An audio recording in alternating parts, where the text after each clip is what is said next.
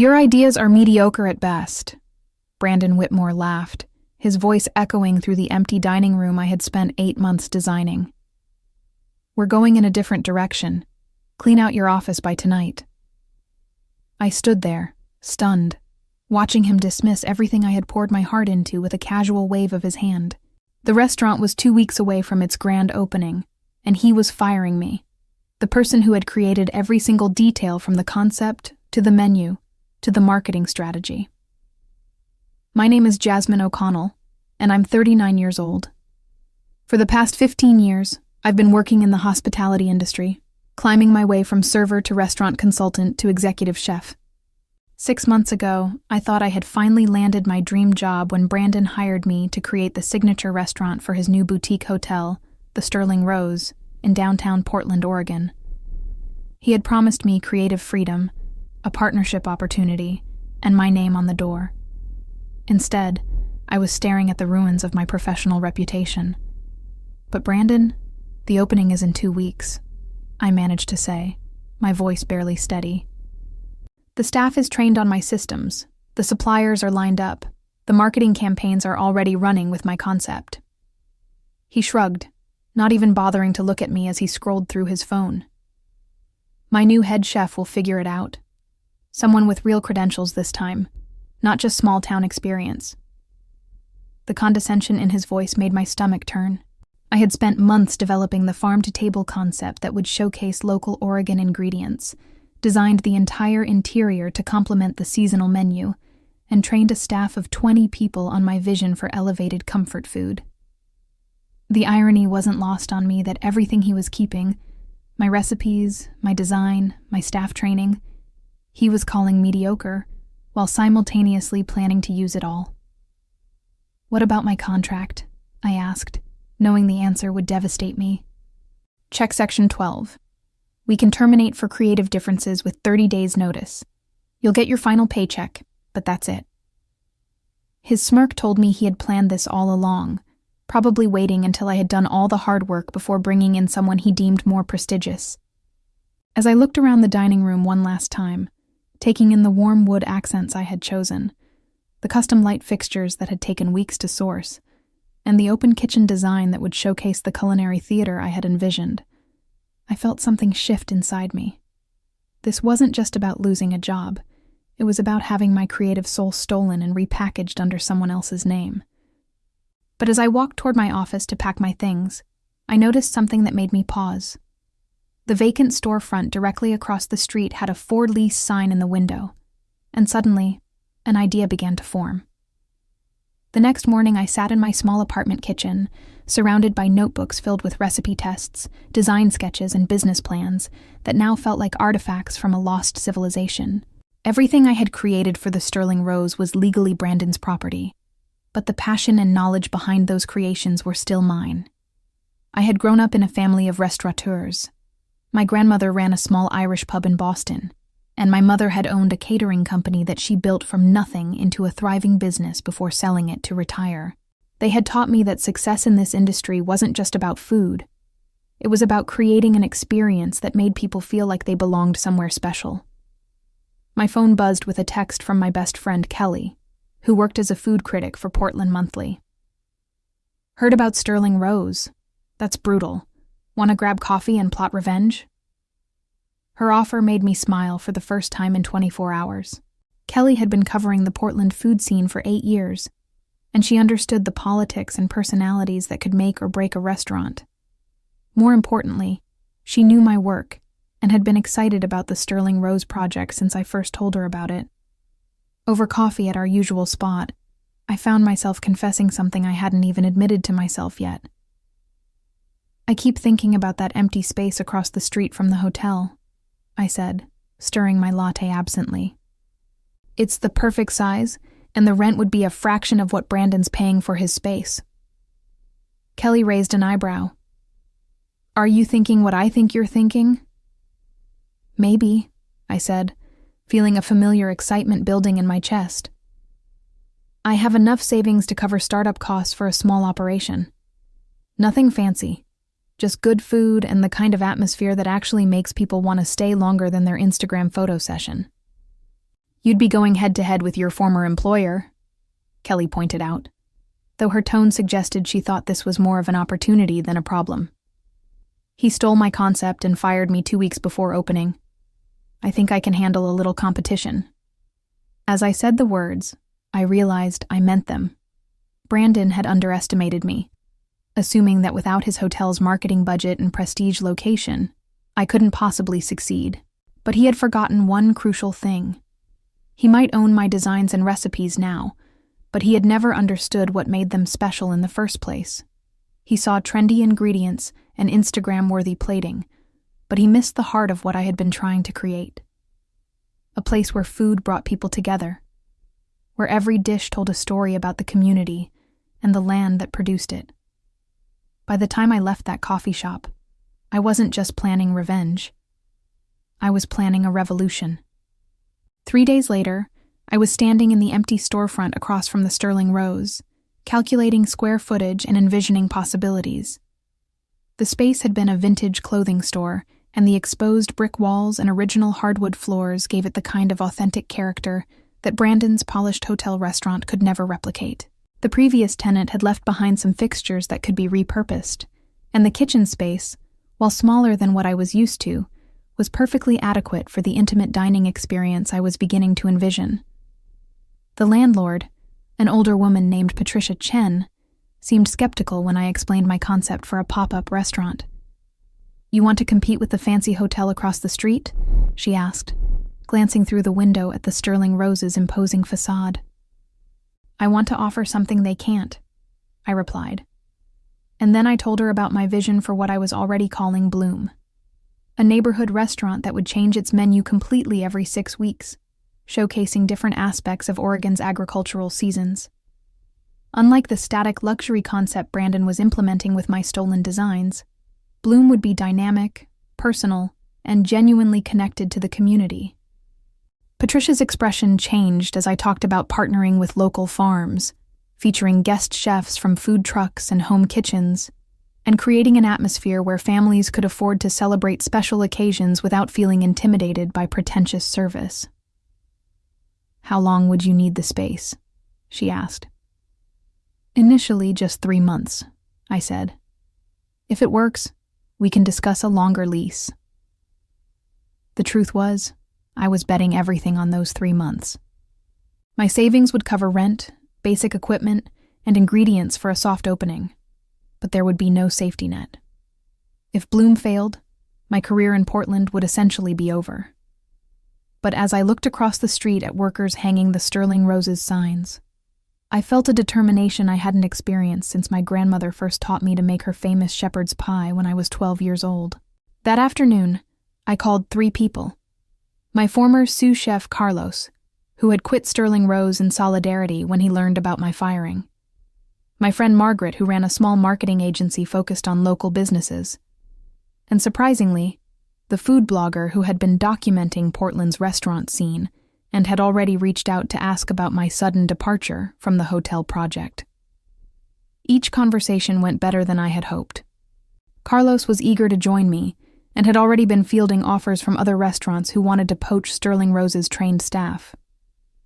Margaret offered to handle my marketing in exchange for equity in whatever venture I was planning. And the blogger, intrigued by the David versus Goliath narrative, wanted to document the entire process from concept to opening. By evening, I had signed a 3-month lease and put down a deposit. The Sterling Rose was set to open in 11 days. I was giving myself 10 days to create something that would make Brandon Whitmore regret ever crossing me. The first week of building Bloom was a blur of 14-hour days and pure adrenaline.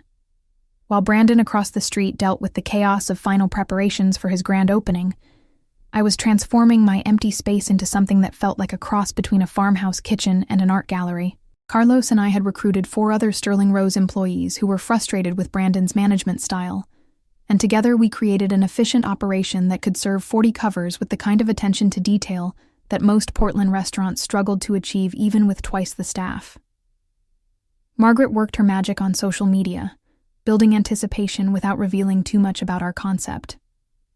She positioned Bloom as Portland's most exciting culinary secret, using hashtags like farm-to-glass and seasonal story that hinted at our philosophy without giving away specifics. Meanwhile, I reached out to every farmer, forager, and artisan food producer I had built relationships with over the past year. Most of them were furious about how Brandon had treated me, and several offered to provide ingredients at cost for our opening month. The Sterling Rose's grand opening was scheduled for Thursday night, with a private party for investors and media followed by public service starting Friday.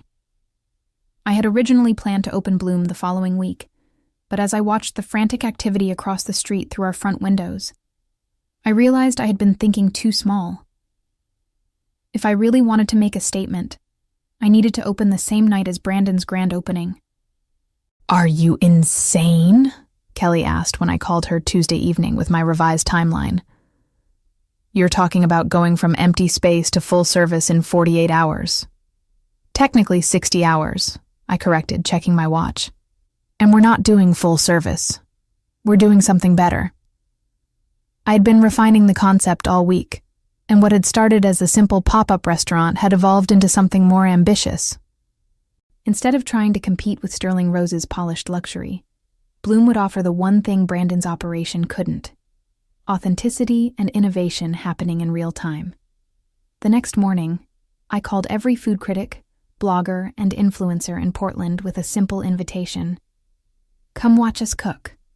Instead of hiding our preparation in a closed kitchen, I was opening our doors Wednesday evening for what I called a preview dinner. Guests could watch us prepare their meals, ask questions about ingredients and techniques, and essentially become part of the creative process. It was the kind of intimate, educational experience that Brandon's formal dining room could never provide. Carlos was skeptical about the timeline, but excited about the concept. "It's either going to be brilliant or a complete disaster," he said, as we tested our final menu Tuesday night. "Probably both," I admitted, plating a dish of roasted beets with herbed goat cheese and candied walnuts that showcased 3 different local producers. "But at least it will be memorable." By Wednesday afternoon, we had taken reservations for 30 people for our preview dinner, and Margaret's social media campaign had generated enough buzz that Portland Monthly had decided to send a photographer. The contrast with what was happening across the street couldn't have been more stark. While Sterling Rose's staff ran around in formal uniforms dealing with last-minute crisis management, our team was calmly prepping ingredients and setting up our open kitchen space where guests would be able to see every step of their meal preparation.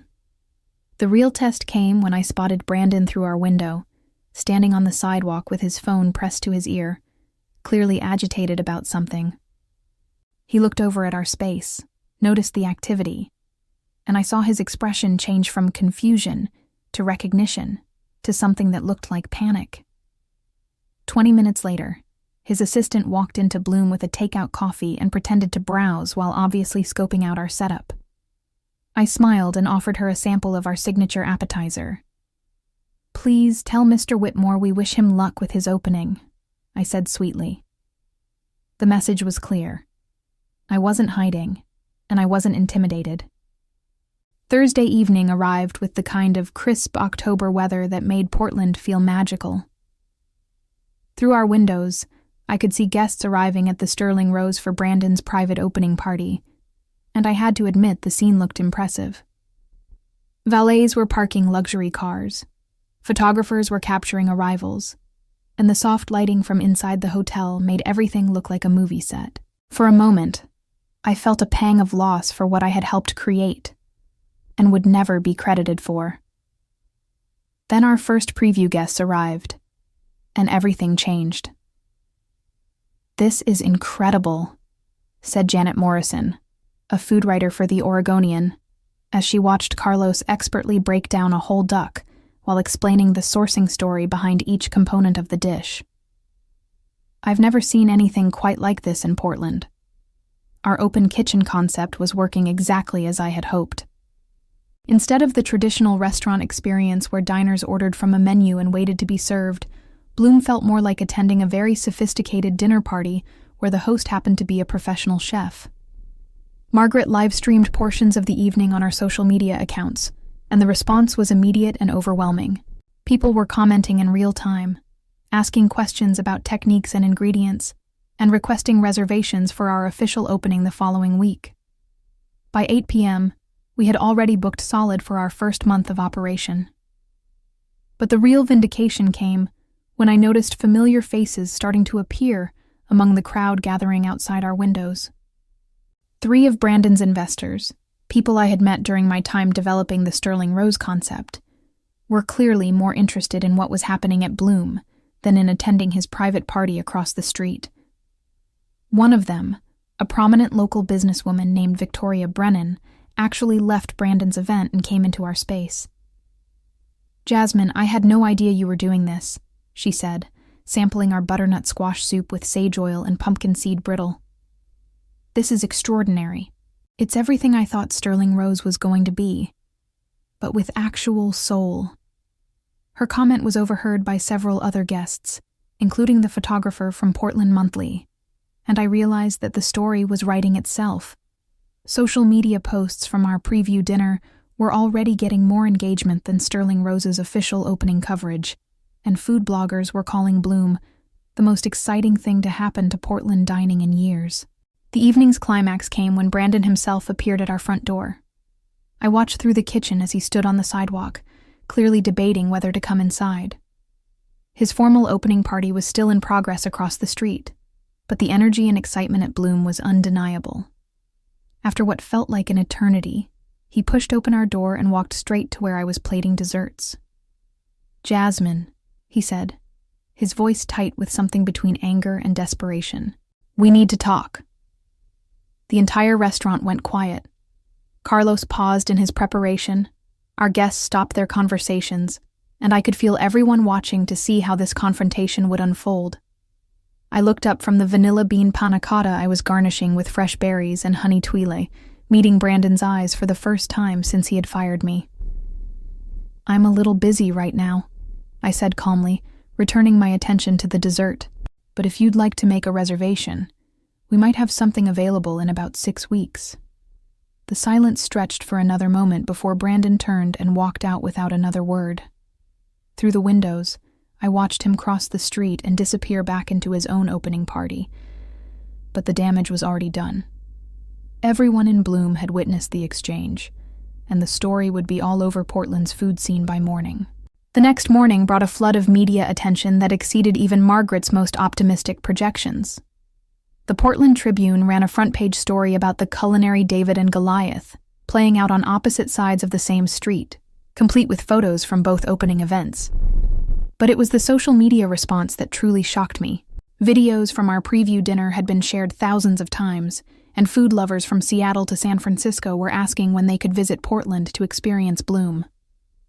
More importantly, the professional response was everything I had hoped for.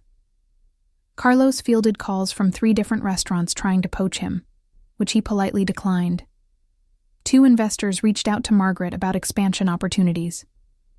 And most surprisingly, I received a call from the executive chef at one of Portland's most prestigious restaurants, asking if I would be interested in collaborating on a special event. But the real validation came when Victoria Brennan called me directly. "Jasmine, I owe you an apology," she said. "I invested in Sterling Rose because I believed in the concept you presented to Brandon and me 6 months ago. After last night, it's clear that you were the visionary behind everything that made that project special."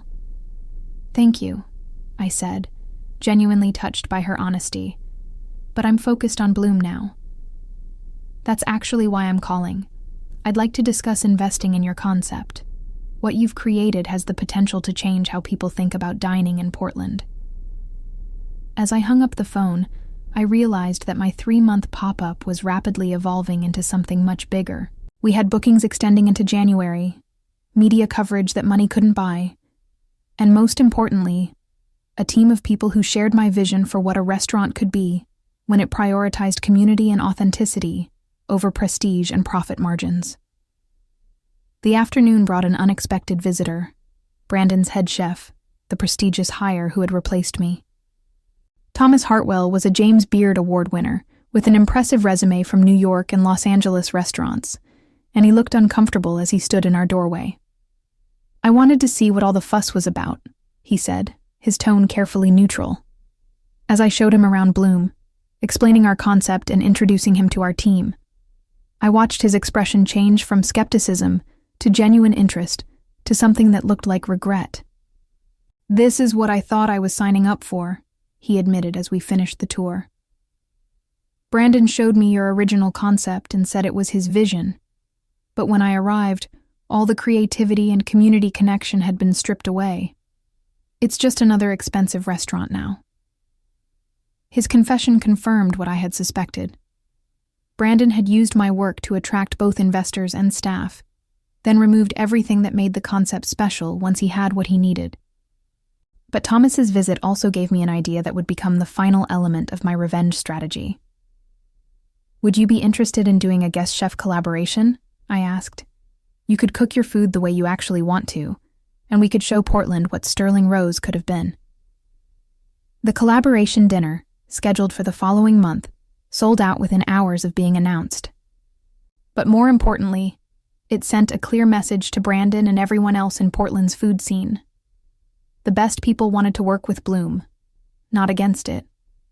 As I locked up that evening and looked across the street at Sterling Rose, I felt a satisfaction that went deeper than mere revenge. I had proven that authenticity and vision mattered more than money and connections, and I had built something that would outlast whatever petty satisfaction Brandon thought he had gained by firing me. 6 weeks after our opening, Brandon Whitmore stood in my restaurant for the second time, but this time he wasn't the confident, dismissive man who had fired me. His shoulders were slumped, his expensive suit looked rumpled, and there were dark circles under his eyes that spoke of sleepless nights and mounting pressure. The Sterling Rose, despite its lavish opening and prestigious pedigree, was struggling to fill even half its tables on weeknights, while Bloom had a 2-month waiting list and had been featured in 3 national food magazines. "Jasmine, please," he said, his voice stripped of its former arrogance. "I made a mistake, a huge mistake. I want to make this right." I continued plating the evening's special, pan-seared halibut with parsnip puree and crispy Brussels sprout leaves, while he spoke. Carlos and our other team members pretended to focus on their own tasks, but I could tell they were listening to every word. This was the moment we had all been waiting for, though none of us had expected Brandon to look quite so defeated. "What exactly are you proposing?" I asked, not looking up from my work. "A partnership. You could run both restaurants, maintain the Bloom concept here, and redesign Sterling Rose the way you originally envisioned it. Your name would be on both doors. Full creative control, 50% ownership of the restaurant operations." The offer was generous, more than generous. It was everything I had wanted 8 months ago when I first signed on to create his restaurant. But as I looked around Bloom, taking in the warm laughter of our guests, the easy camaraderie of our staff, and the genuine excitement that filled the space every evening, I realized that what I had built was worth more than any partnership Brandon could offer. "I appreciate the offer," I said, finally meeting his eyes. "But I'm not interested." His face crumpled with an expression that mixed surprise, desperation, and defeat. "Then what do you want? Name your price. I'll sell you the restaurant operation outright if that's what it takes." I smiled, feeling a satisfaction that was both sweet and complete. "There's nothing you have that I want, Brandon. You taught me that the real value was never in the building or the investment capital. It was in the vision and the people who believe in it. And those belong to me now." 3 months later, the announcement appeared in Portland Business Journal. The Sterling Rose Hotel was closing its restaurant permanently, unable to compete with the innovative dining concepts that had transformed the neighborhood. Brandon had quietly sold the hotel to a national chain that planned to convert the restaurant space into additional guest suites and a grab-and-go market. I read the news while sitting in what had once been Patricia's empty storefront and was now the permanent home of Bloom Restaurant. We had signed a 5-year lease, expanded into the adjacent space, and built a kitchen that could accommodate the cooking classes and special events that had become as popular as our regular dinner service. The success had attracted attention from food industry leaders across the country, and I had turned down 3 offers to franchise the concept in other cities, preferring to focus on perfecting what we had created in Portland. The irony wasn't lost on me that Brandon's attempt to steal my vision had ultimately forced me to create something far better than what I had originally planned. Bloom wasn't just a restaurant. It had become a model for how food businesses could prioritize community engagement, sustainability, and authentic hospitality over profit margins and prestige. We had been featured in Food and Wine magazine as one of the 10 restaurants changing American dining, and the article specifically mentioned our commitment to supporting local farmers and providing accessible fine dining experiences. But the real measure of our success wasn't in the accolades or the waiting lists. It was in the fact that our team had grown from 5 people to 15, all of whom shared ownership stakes in the business. Carlos had become my partner and co-executive chef. Margaret had expanded her marketing agency, based on Bloom's success, and even Thomas Hartwell had left his position at another restaurant to join our team full-time. Brandon's mediocre ideas had built something extraordinary, and everyone in Portland's food scene knew exactly who deserved the credit. As I stood in my kitchen, preparing for another sold-out evening, I reflected on how profoundly my life had changed since that devastating day when Brandon fired me. The path from humiliation to triumph had taught me that the best revenge isn't just success. It's building something so authentic and valuable that it makes your former adversary's vision look hollow by comparison. Sometimes the greatest gift someone can give you is the push that forces you to discover what you're truly capable of creating on your own. The revenge had been sweet, but the future I was building would be even sweeter.